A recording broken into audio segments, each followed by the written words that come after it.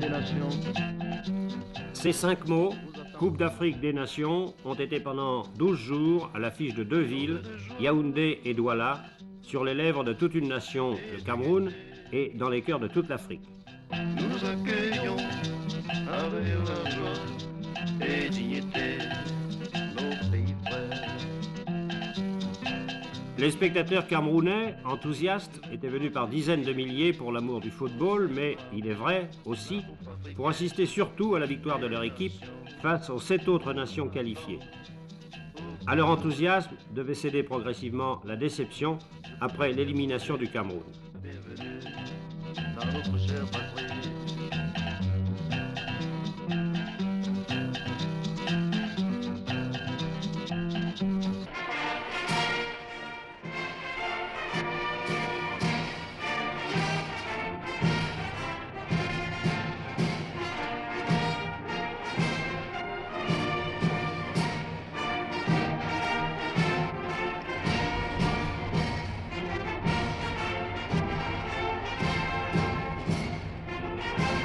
Côté officiel, le président de la République fédérale du Cameroun, son Excellence El Hadj Amadou Ahidjo, donnait un cachet particulier à cette manifestation en honorant de sa présence plusieurs rencontres de football.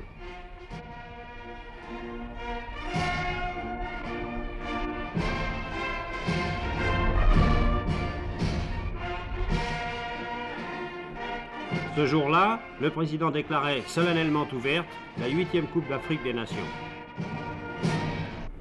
Je déclare ouvertes les compétitions comptant pour la 8e Coupe d'Afrique des Nations de football. Tous les noms des pays participants étaient accueillis avec la même ferveur, la même sportivité et réunis sous une seule devise, que le meilleur gagne. Aux yeux de tous les observateurs réunis ce soir-là à Yaoundé, la 8e Coupe d'Afrique des Nations marquait d'une manière spectaculaire la grande fête du football africain.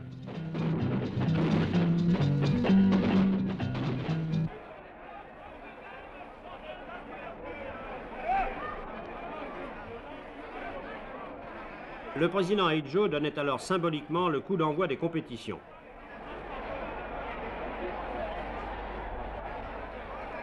Sans atteindre les sommets, le niveau des rencontres devait être des plus honnêtes. Le Cameroun prenait un bon départ en inscrivant 2 jolis buts pour son premier match face à une équipe du Kenya dont le jeu séduisit plus d'un spectateur.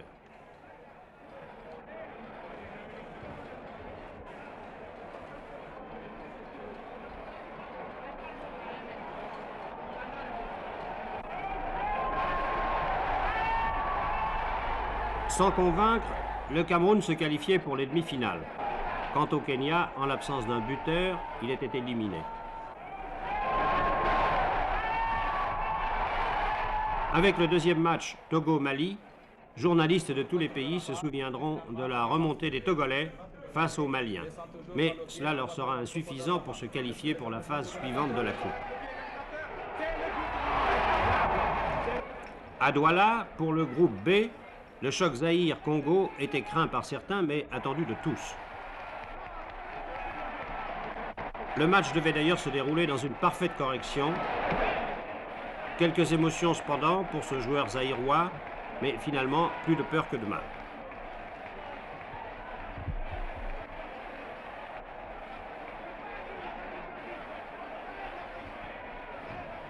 Et après 2 pannes de lumière, le Zaïre, par son avant-centre Ntumba, remportait la victoire et devenait le favori de l'épreuve.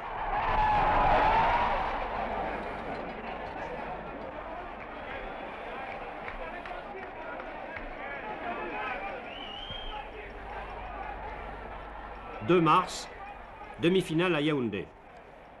Le Congo-Brazzaville, qualifié par tirage au sort aux dépens du Maroc, créait la surprise en éliminant d'ailleurs très régulièrement le Cameroun par 1-0. Malgré les encouragements du président Ahidjo, le Cameroun, victime de la défaillance de certains éléments et abandonné par la réussite, n'accédait pas à la finale.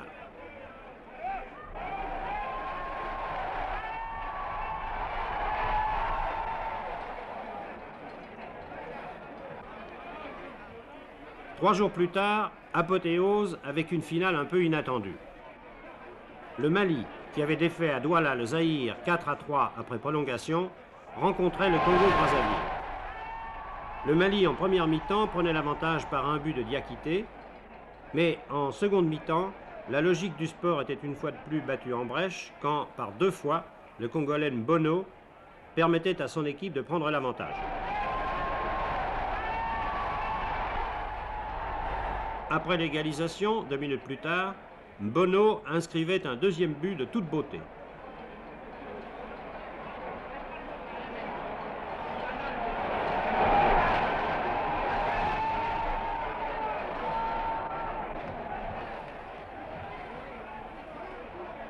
Enfin, François Mpelé, le joueur congolais opérant dans l'équipe française d'Ajaccio et l'un des meilleurs joueurs de cette coupe, achevait le triomphe de son équipe en marquant un 3e but.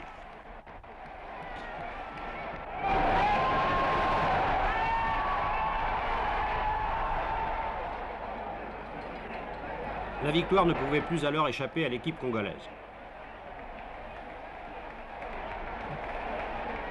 Une dernière réaction des avants maliens, privés, il est vrai, de Salif Keïta, blessé, leur permettait de réduire la marque par Moussa Traoré.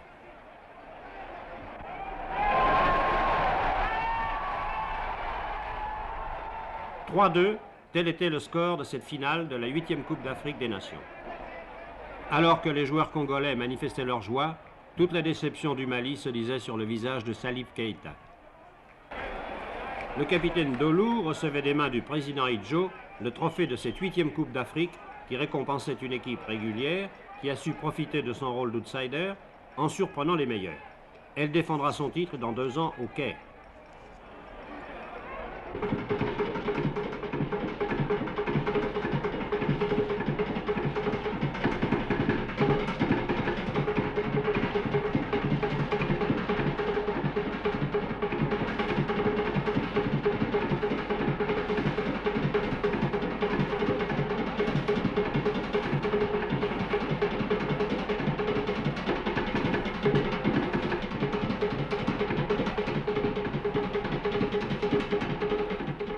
Après les stades, officiels, journalistes et nombreux spectateurs étaient au rendez-vous d'un gala pour l'élection de Miss Coupe d'Afrique des Nations. Un jury de journalistes avait l'honneur et le délicat privilège de porter son choix sur l'une de ces 4 demoiselles. C'est la meilleure réponse. Appelez bravo, c'est l'heure la plus simple. Les 4 candidates sont là. Elle s'appelle Mademoiselle Ipom Elie.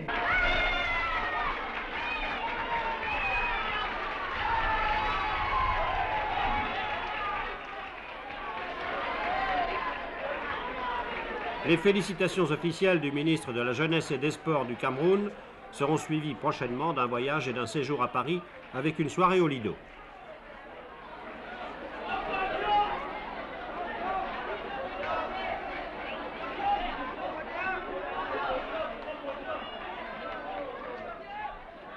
Le lendemain, un jury de journalistes spécialisés, cette fois-ci très sérieux, désignait le footballeur numéro 1 de la compétition. Le choix s'est porté sur le Camerounais Jean-Pierre Tokoto, qui est remplaçant à l'Olympique de Marseille, l'actuel champion de France. Il précédait de quelques voix le Congolais Mpelé.